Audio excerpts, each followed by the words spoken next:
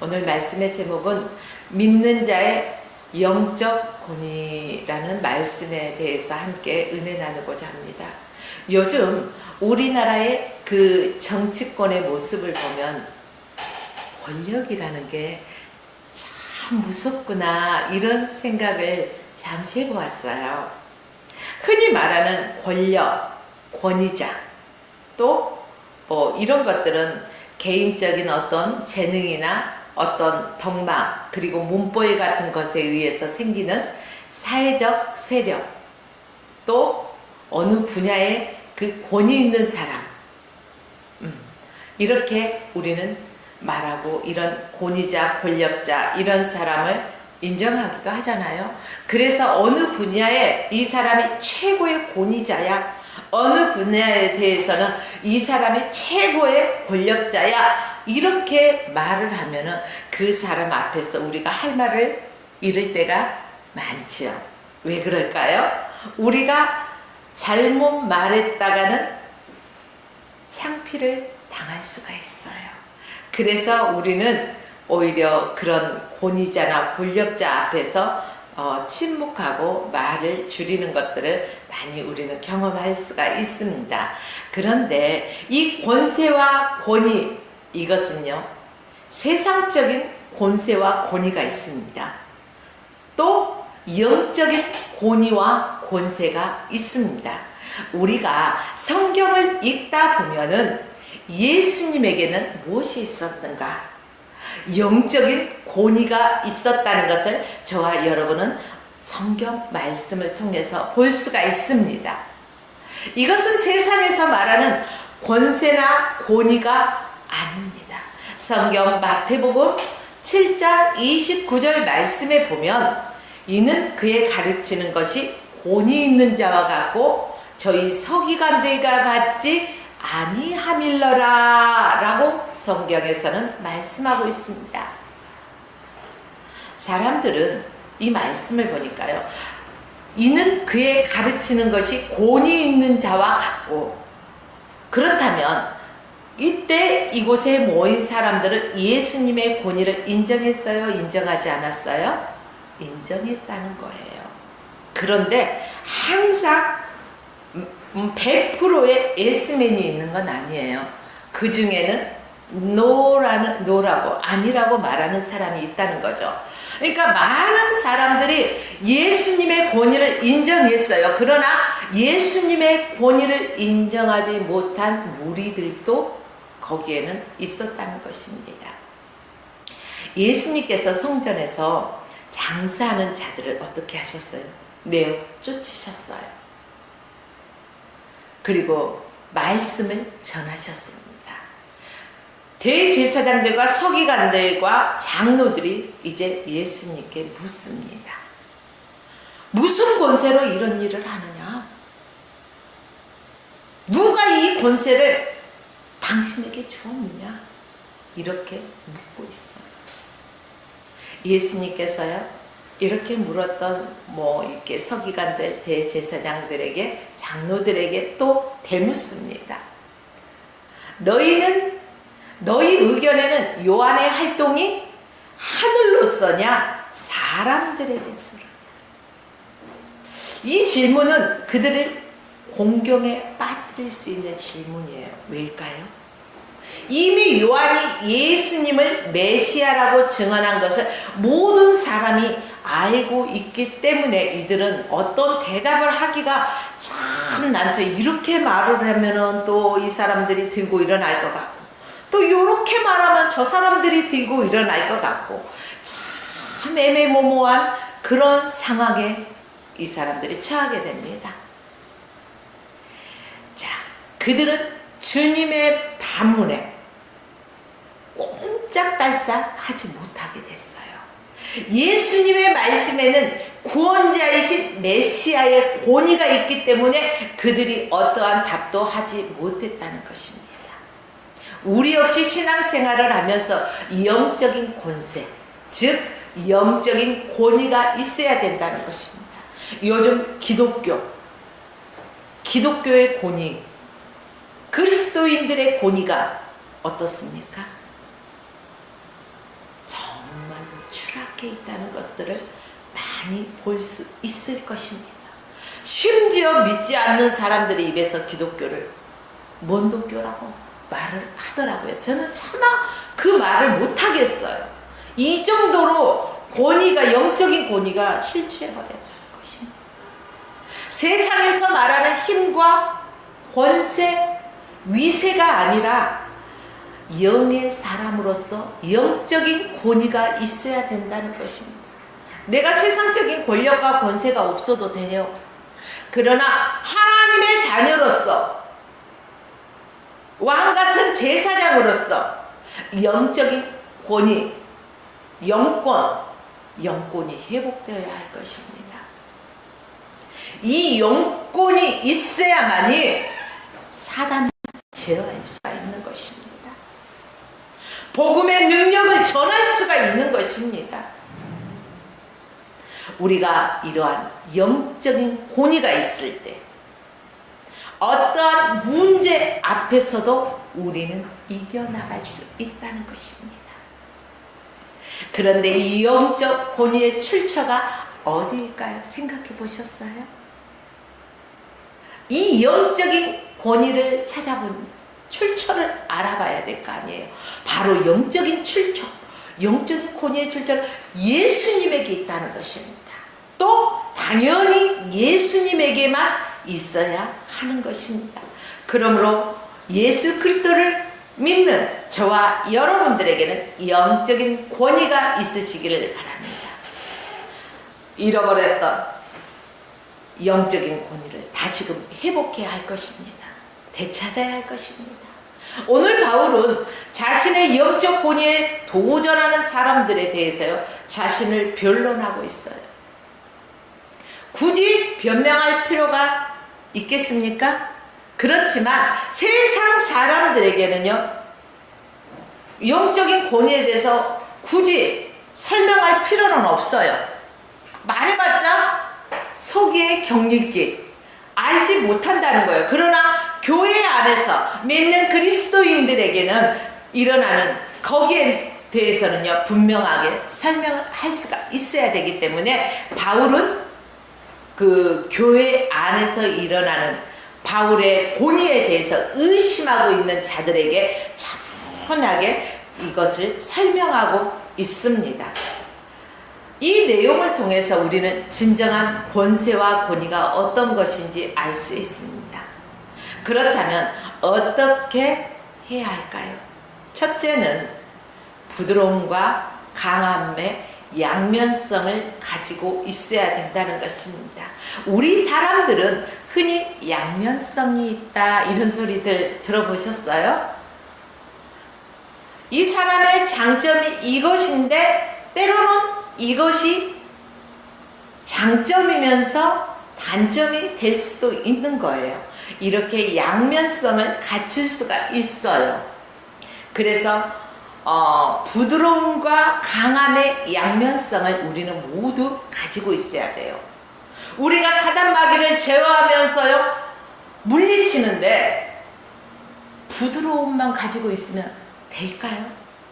물러가 주세요 하면 물러가요? 아니잖아. 너나 잘해. 예수 그리스도 이름의 권세를 명하노니 이 더러운 귀신아 떠나가! 분명하게 우리는 강하게 도전하고 물리쳐야 될 것입니다. 제어해야 될 것입니다. 그러나 상처 입은 사람에게 어떻게 해야 될까요? 이 강함으로 다가가면요, 더 상처 입을 수 있어. 그때는 부드럽게, 그러셨군요. 얼마나 아프셨습니까? 우리 함께 기도합시다.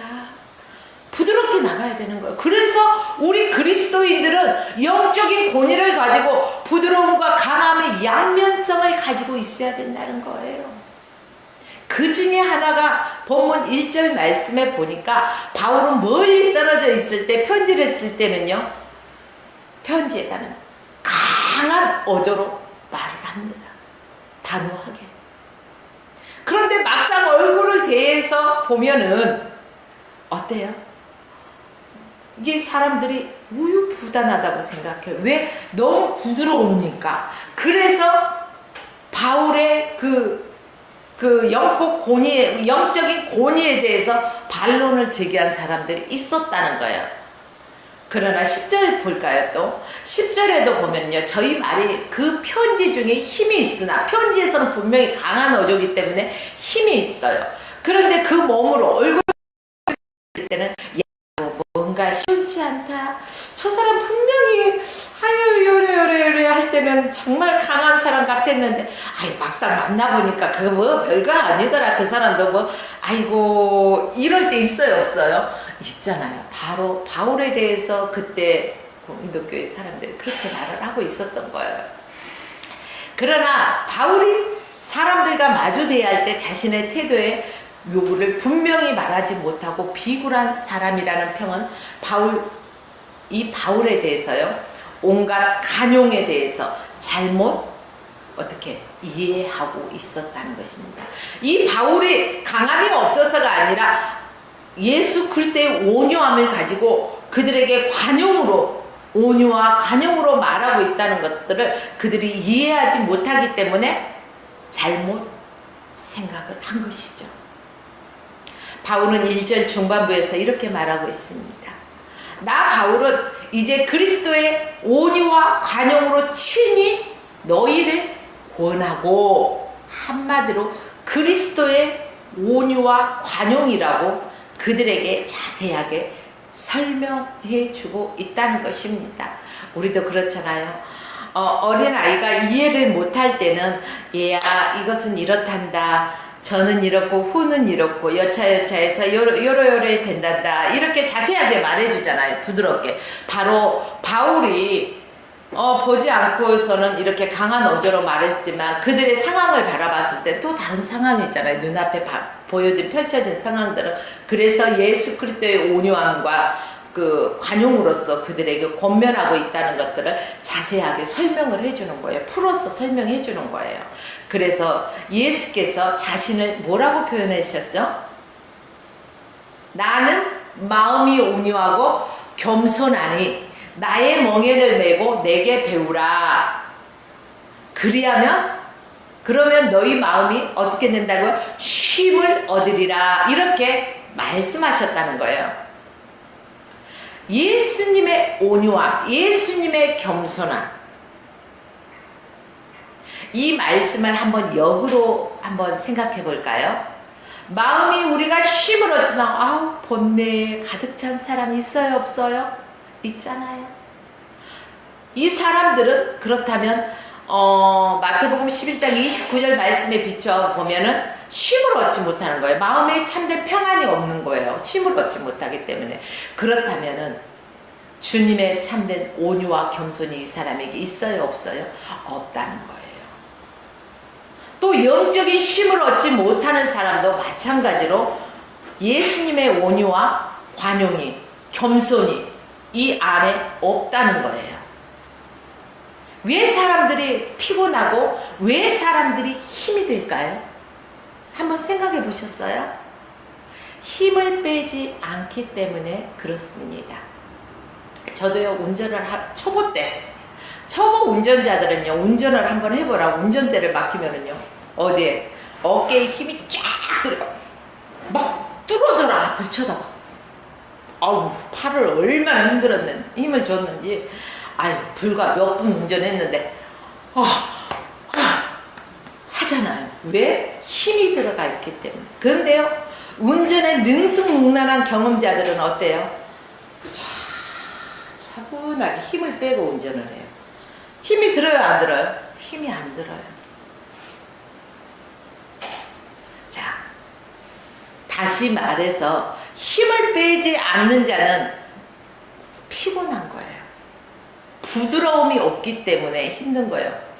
아까 말했죠. 강함과 부드러움이 같이 공존해야 된다고 했죠. 근데 부드러움이 없어. 그러니까 힘이 드는 거예요. 부드러움으로 강함을 이긴다. 이 소리 들어보신 적 있습니까? 있는 분도 있고 없는 분도. 이것은 뭐냐면은 운동선수가 홈런을 딱 그 공을 던지면은 투수가 던지면 딱 치잖아요. 근데 어깨 힘들어하고 내가 저것을 분명하게 한 방에 홈런을 칠 거야. 딱 힘이 너무 들어가고 하면은 이게 제대로 될까요? 안 돼요. 힘이 너무 들어. 그러면은요 이제 그 중계 방송하는 저기가 그러죠.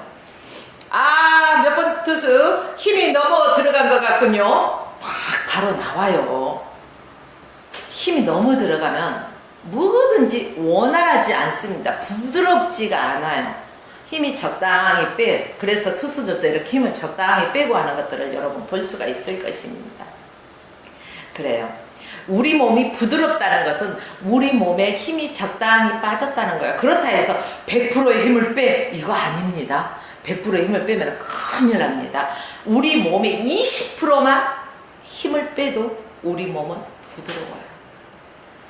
그래서 20% 힘을 뺀 상태에서 운전을 해도 아주 부드럽게 되죠. 20% 힘을 뺀 상태에서 공을 쳐도 아주 홈런을 칠 수가 있습니다.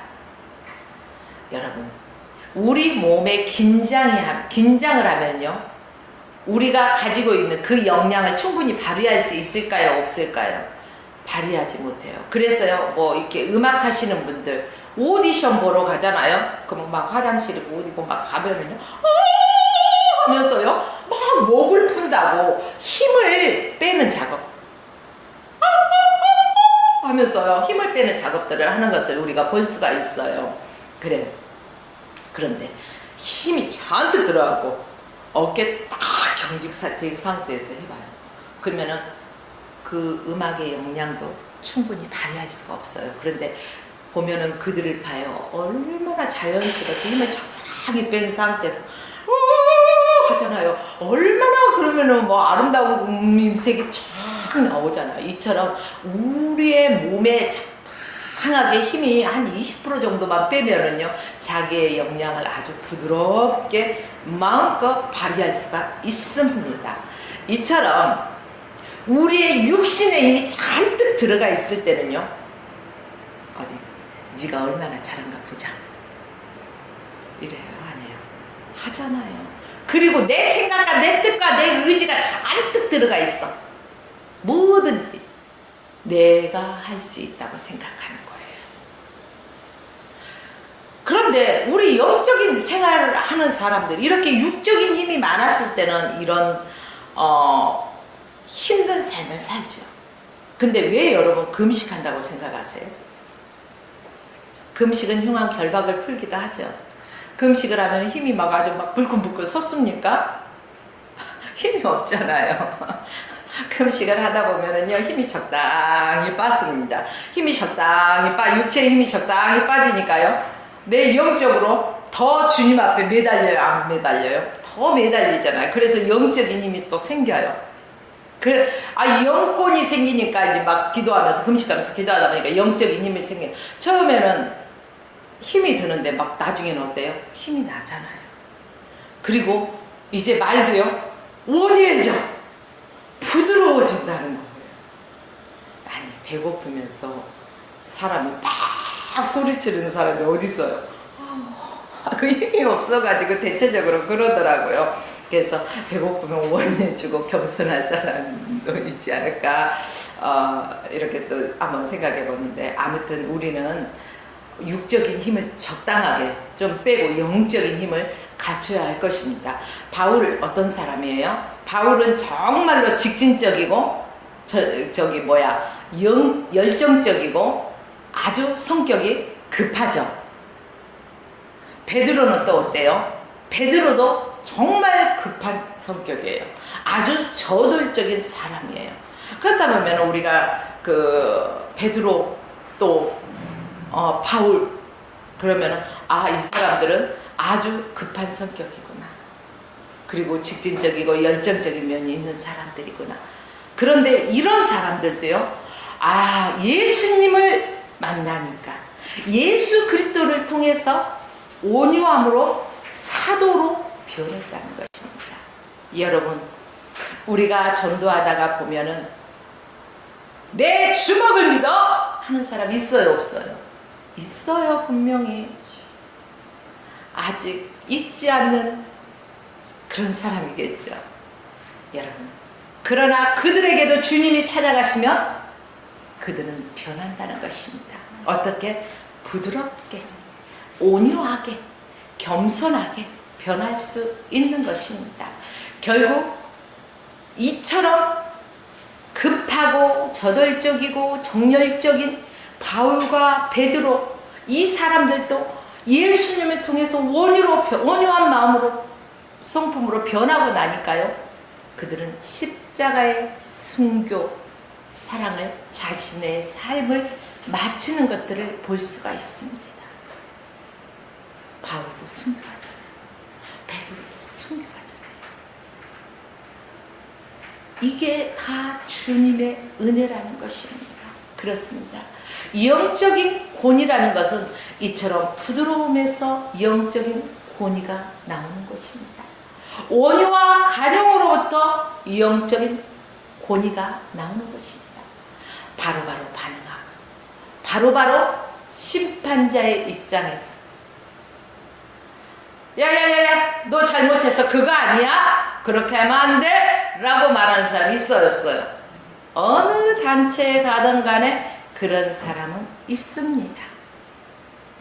그러나 그것이 꼭 잘못된 것이다라고 정죄할 수는 없어요. 물론 그렇게 지적해야만이 바뀔 수 있는 사람이 있어요.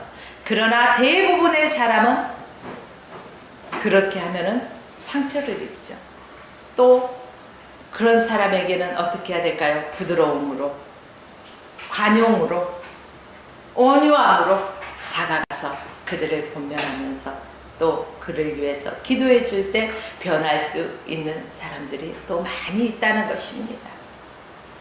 여러분, 다른 사람이 잘못할 때 바로바로 지적하고 나서 정지하고 하는 것은 사실 그 상황에서 좋다고도 할 수 있지만 좋지 않다고도 할 수가 있습니다.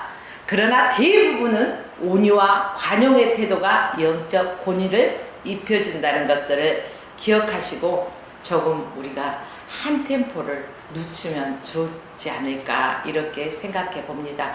그러나 영적인 상황에서는 예수님이 그 성전 안에서 물건을 파는 장사하는 자들의 그 상을 엎으면서 이렇게 내쫓으셨잖아요. 여기에서는요 아주 강함이 나왔어요. 부드럽고 온유함으로 오래 참음으로가 아니에요. 그렇기 때문에 우리 예수 그리스도를 믿는 하나님의 자녀들은 이 부드러움과 강함을 적절하게 잘 지혜롭게 사용할 줄 알아야 돼요. 그래서 강함으로 그를 꾸짖을 때는 꾸짖어야 할 것이고, 때에 따라서는 부드러움과 온유함으로 관용으로 우리가 다가서야 될 때가 있다는 것입니다. 이 지혜는 세상에서 주는 게 아니에요. 위로부터 오는 지혜예요. 그래서 우리에게 그 영권이 있을 때 이것들을 분별하고 사용하기에 가능하다는 것입니다. 또 두 번째는 영적인 권위에 맞는 무기를 가지고 있어야 하는 거예요. 본문 3절 말씀에 사도 바울은요, 우리가 육체에 있어 행하나 육체대로 싸우지 아니하노라, 아니한다고 했어요. 여러분과 저는 육체가 있어요, 없어요? 육체가 있어요. 그러나 예수 그리스도를 믿는 하나님의 자녀예요, 아니에요? 하나님의 자녀이죠. 우리는 육체를 입고 이 세상에서 살아가지만 구별된 하나님의 자녀란 말이에요. 그렇다면 이 구별된 하나님의 자녀로서 우리가 육체의 소욕을 따라서 세상 사람들과 똑같이 살면 돼요, 안 돼요? 안 돼요. 그렇다면 영적 권위 없어요. 우리는 이 육체를 가지고 세상 속에서 살아가지만 이 세상 속에서 빛과 소금으로 살아가야 되는 거예요. 분명하게 구별되게 영적인 권위가 있어야 된다는 것입니다. 이 말씀은 에베소서 6장 12절 말씀을 보시면 좀 이해가 바를 것입니다. 우리의 싸움은 혈과 육에 대한 것이 아니에요. 그럼 뭘까요? 정사와 권세와 어두움의 세상의 주관자들과 하늘에 있는 악한 영들의 대적함입니다. 우리가 사랑하는 여러분들이요, 한마디로 우리의 싸움은 육체의 싸움이 아니라 영적인 싸움입니다. 그러니까 이 사람이 조금 내게 마음에 안 든다 해서 걷어붙이고 다짜고짜 뭐 삿대질하면서 하면 돼요, 안 돼요? 안 돼요. 저 사람이 나와 의견이 충돌이 일어난다 할지라도 틀린 게 아니라 나와의 다른 점이에요. 나와 다른 관점에서 바라보고 나와 다른 관점에서 생각하기 때문에 충돌이 일어나는 것이지 틀려서가 아니라는 것을 우리가 인식해야 할 것입니다. 그러므로 우리 그리스도인들은 지혜로워야 돼요. 어떻게? 누구처럼? 뱀처럼 지혜롭고 비둘기처럼 순결한 삶을 살아야 되는 거예요. 사랑하는 여러분들이요, 그리스도인으로서 바울은 예수 그리스도를 믿는 예수 그리스도를 믿지 않는 비신앙인, 그리고 교회는 분명히 다녀 예수를 믿는 것 같아. 근데 예수의 반대편에 서 있는 자들이 있어요, 없어요? 있어요. 가짜 신앙인들. 그들과 다른 점, 그가 육을 입고 있지만 결코 육체대로 싸우지 않는다는 거예요. 바울도 똑같은 육체를 입고 있지만 저 사람들은 육체의 모습으로 싸우지만 바울은 그렇지 않고 영권으로 영적인 것을 바라보고 영적인 것을 논하고 영적인 권위에 대적할 때 그들에게 말하는 거예요. 이 말은 바울이 싸움을 하는 데 있어서 자기 중심이나 어떤 동기나 자기 자신의 능력이나 권세를 확립하기 위해서 하는 것이 아닙니다. 자신의 육신의 목적을 위해서 싸우지 않는다는 말을 하고 있는 거예요. 바로 영적인 싸움이기 때문에 영적인 무기가 필요한 거지, 우리가 육적인 무기 가지고 지금 샬라샬라 싸울 필요가 없다는 거예요. 우리 세치혀는 사람을 죽일 수도 있고 살릴 수도 있는 강력한 무기가 되는 거예요. 그래서 저와 여러분들은 이것들을 영적인 권위로 잘 다스려야 될 것입니다. 또 본문 4절 말씀 보십시오. 우리의 싸우는 병기는 육에 속한 것이 아니라고 성경은 분명하게 말하고 있습니다. 오직 하나님 앞에서 견고한 진을 파하는 강력한 힘이에요. 바울이 싸우기에 지닌 무기는 육체에 속한 것이 아니라 하나님께 속한 것이라고 하는 거예요. 그리고 그 무기는 견고한 성도 파괴하는 강력한 것이라는 것입니다. 바울은 대적하는 자들을 육체 속에 속한 병기, 즉 세상의 학문, 세상의 지식, 세상의 경험, 세상의 어떤 영향력, 세상이 가지고 있는 어떤 권위, 세상이 가지고 있는 어떤 명예, 이런 것들이 아니라는 거예요. 사람을 현혹시키는 바로 수사학적인 답변, 인간적인 것들을 맞서지만은 바울은 하나님의 병기를 가지고 맞서고 있다는 거예요. 그래서 여러분들도 살아갈 때 누가 무슨 말을 할 때 하나님의 말씀에 비추어 보아서 우리는 코람데오 하나님 앞에서 하나님의 말씀에 비추어서 이것이 옳은가 그른가 분명하게 판단하고, 우리가 이것을 하나님 편에 서서 내가 이렇게 해야 하는지, 이렇게 해야 하나님이 기뻐하실까, 저렇게 해야 하나님이 기뻐하실까, 분명히 우리는 알고 하나님이 기뻐하시는 것을 향해 나아갈 때 우리의 영적인 권위가 더욱더 힘을 얻는다는 것입니다. 우리는 하나님의 병기가 뭘까? 하나님의 병기를 가지고, 하나님이 주시는 병기를 가지고 있어야 돼. 믿음과 하나님의 말씀, 또 온유와 관용, 예수님의 성품에 대한 것들을 말씀하고 있습니다. 그래서 우리는 믿음의 본 대신 예수 그리스도만 바라보고 나가면 되는 것입니다. 세상 기준으로 바라볼 때는 바울의 무기가 힘이 있어요, 없어요? 약한 것처럼 보일 수가 있어요. 그러나 성령의 역사와 하나님의 전지전능하신 그 능력으로 덧입혀질 때는 어떤 대적도 당할 수가 없게 되는 강력한 무기를 지니게 되는 것입니다. 여러분, 저와 여러분은 어떤 무기를 지니고 있습니까? 여러분의 배경입니까? 아니면 진정하게 하나님의 말씀, 믿음을 가지고 영적인 권위에 덧입혀서 살아가고 있습니까? 여러분, 우리는 영적인 권위, 바로 그리스도께 복종할 때 영적인 권위가 회복되는 것입니다. 본문 5절 끝부분에 보니까요, 모든 생각을 사로잡아 그리스도에게 복종케 하니, 6절에서는 너희의 복종이 온전히 될 때 모든 복종치 않는 것을 벌하려 예비하는 중에 있노라. 이렇게 성경에서는 말씀하고 있습니다. 바울이 하나님의 무기를 가지고 싸움의 최종 목적지는 자신의 유익이나 자신의 사도직 본의로서 그 적대자들을 굴복시키려고 하는 것이 아니라 오직 그리스도에게 복종시키려는 것입니다. 저와 여러분들도 예수 그리스도 앞에 복종시킬 수 있는 우리가 되어야 할 것입니다.